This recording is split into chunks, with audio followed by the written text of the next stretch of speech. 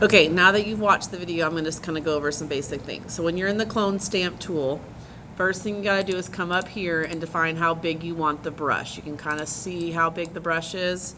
That's the first thing you want to do. Then you need to define what you want to copy. What we want to do is blend the mouth into the apple. And the easiest way to do that, at least the first step, is to select the apple layer and hold down Alt, because the apple layer is what we're defining. Then I'm going to go to this layer where my mouth is, and I'm just going to slowly, I'm actually going to zoom way in so you can see. I'm just going to go along the edge, and you can kind of see I'm going to slowly just blend that into the apple.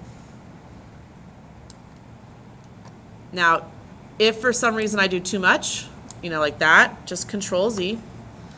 But we just want to blend the top part of my lips into the apple background. So if you have like extra pieces of skin, like you didn't lasso very good, this is where you would cover that extra skin. And I like to zoom in really close. So you can see I don't really have a lot of lips, but this is where you can kind of blend that in. So then I have my very creepy face. The other thing you kind of want to play with is the burn tool. So you see where you have this eyedropper. If I click and hold it, not the eyedropper. Okay, so it doesn't look like it is defaulted in here. All right, so I'm gonna go to Help, not Discover. I'm gonna go to Help, Photoshop Help, and I'm gonna look for the burn tool. Here it is.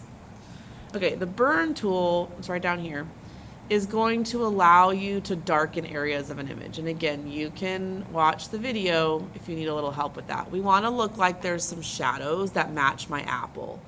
So make sure your brush is whatever size you want it. You have range. I'm going to do shadows. I'm going to zoom in, and I'm going to think about where would I have a shadow. It's darker in the apple right here, so I kind of want to darken the edge of my lip right here, because it's darker on the apple right there. And you can do this to any part of this. Like I could go to the apple and darken that spot away if I really wanted to, but I'm not. So I'm going to Control Z that and go back to this layer. So yeah, I am just adding some shadows. Think about where the shadows are on your face. So I probably would not have one at the top of my lip.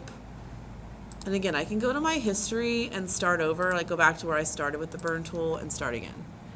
So I'm gonna add a little shadow under my lip,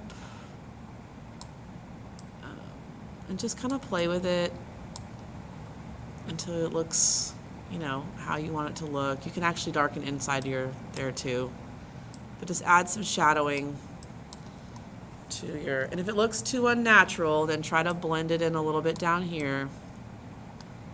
If you want to add more apple shadowing as well. Oh, so I did too much. I'm going to back step a few. And kind of stick with that. All right, so play around with your burn tool, play around with your clone tool, and make sure it looks like your lips are inside the apple. You can always go back and work on the transforming a little if you need to. Just make sure I'm in the layer, go to Edit, go to Transform, Warp. So if I need to add some even more adjustments, just Control Z is your friend if you don't like it.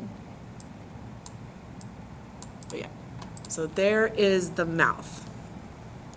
And you are done with step one, which is creating the mouth part.